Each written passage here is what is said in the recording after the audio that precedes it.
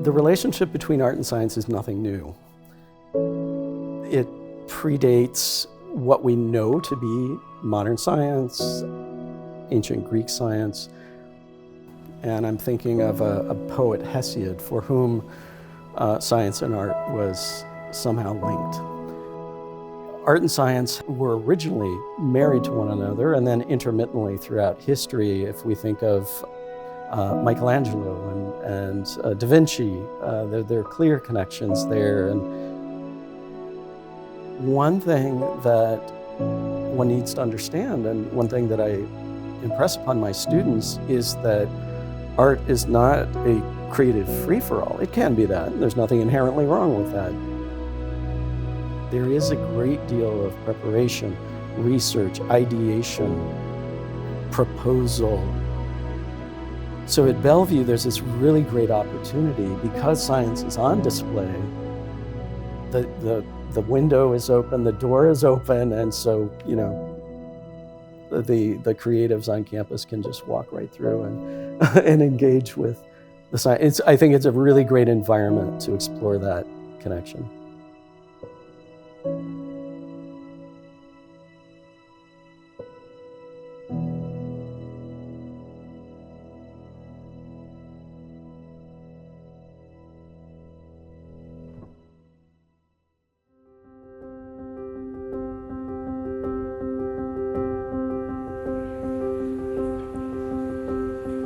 I took a walk around campus and I saw the greenhouse, and privately, quietly to myself, I screamed out Luftwerk.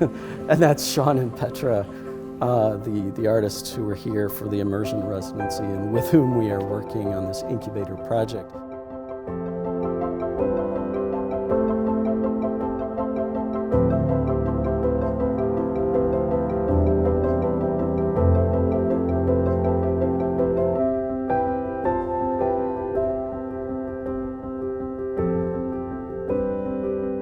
They do these large immersive installations, and they had done one at the Garfield Park Conservatory in Chicago. And so I immediately thought of them, how they lit that place up, and I thought, sort of on a modest level, maybe they can light this place up. And so I asked around and I said, who's related to this greenhouse? What's going on? And they sent me to John, and I knocked on his door and, you know, introduced myself and immediately said, would you like to do something together? And he said, yeah. And so I called up Sean and Petra and I asked them, and it just started. In both fields, people have to be creative in arts and creative in science too, to find solutions to it as well.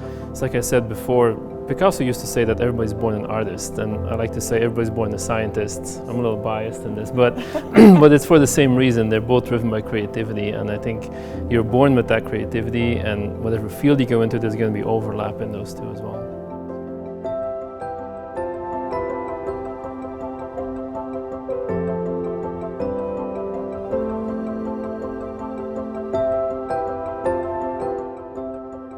You know, David and I first met, I think, having a discussion about collaboration as a university practice, wanting more of that and seeking that. Where I came in was really considering the human-centered design of things. So considering how do you empathize, how do you get perspectives from others, how do you really facilitate a mind shift, how do you engage the public and share with them this process, you know, whether it's something an individual will replicate in their life, I don't think is necessarily as important as them being exposed to it being a practice that should be done. Obviously, in my professional area, it would be towards organizations or businesses considering change. But for psychology, you know, as a social science contribution, also just looking at how do you engage the public and share with them. Me seeing Luftwerk, that was like, they're here, you know, we should be sharing this with the larger Omaha community.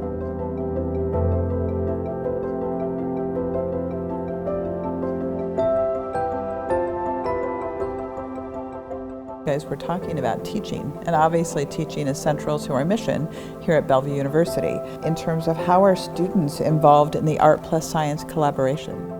Well, when we first started talking, the first order of business was to make it very clear that this was going to be robustly student-centered. It's a natural overlap for my students because part of what I teach and as part of the program is understanding how you help organizations build creativity and innovation. But having them do a project like this, they see like, oh, well, extracting these pigments and doing something with that, that's chemistry, that's what we do, that's why we do it, yeah, that direct connection.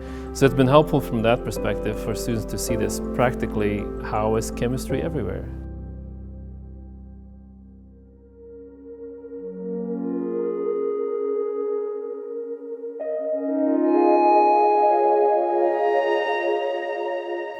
Yeah, you gotta think of these plants, they have these pigments, which is a chemical, but that chemical doesn't just appear there, it is made in the cell. It's made with proteins, and these proteins, these enzymes, they make these pigments, but where do these proteins come from? Well, they're encoded by the DNA. So if you make changes in this DNA, you have changes in the protein, you might have changes in the pigments as well that are being formed. So that's where we're looking at the DNA. How is the DNA different from this plant to that plant, from this algae to that algae? Because they can have differences that make a different protein that makes a different pigment as well. So chromatography is basically separating the colors. Because when we see a color, it's usually composed of different pigments together. It's typically not one pigment. So the color that you see might be a mixture of different colors together, and we're trying to separate them. So we break them up from each other and say, oh, this is what's all in there.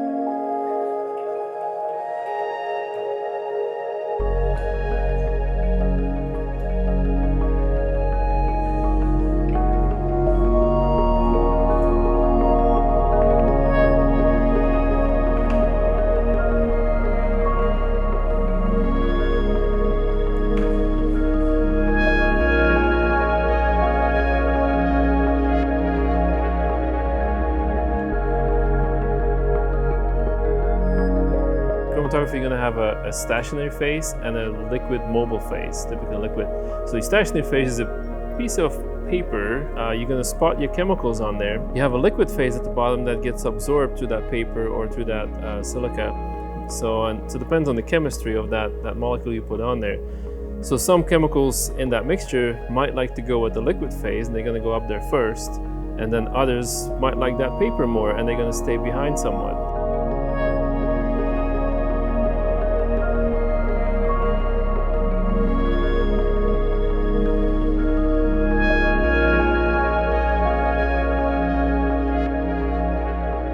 When we first encountered Bellevue University and were introduced to the sustainability lab, we were drawn to the pigment within algae. Then we expanded into the entire palette of the Nebraska native plants that are growing at the hillsides. So driving into this kind of like color in nature and taking it into a molecular level became something that is really kind of incredibly inspiring and also mind-blowing to us, that we can actually take the color into molecular level in nature. The chromatography process works, which is a scientific process to dissect nature's colors. And it's a very reverse process than what the artist studio would do, like mixing color to create a particular green.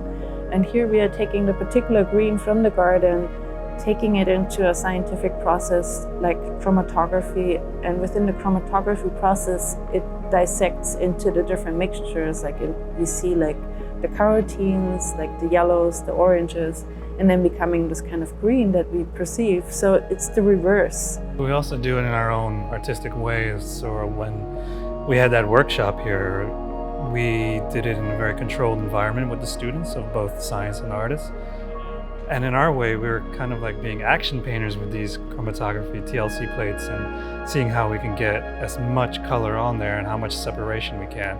And then when you blow those up, you have these remarkable watercolor action paintings, color fields of texture from different organic material. And for us, that was an extremely inspirational point to continue the scientific process of dissecting color in organics and in nature. And so we're continually looking to see where color comes from and how to separate them. John and Dr. Moore, Tyler Moore, had their science students in the lab.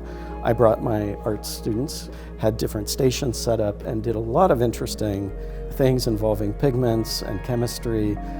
One of the greatest surprises that they have is that art is not just putting color on a canvas. these more durational projects, as you would see in a science lab, you associate research with history, with science, and now all of a sudden students are discovering that artists share in those same methodologies and approaches.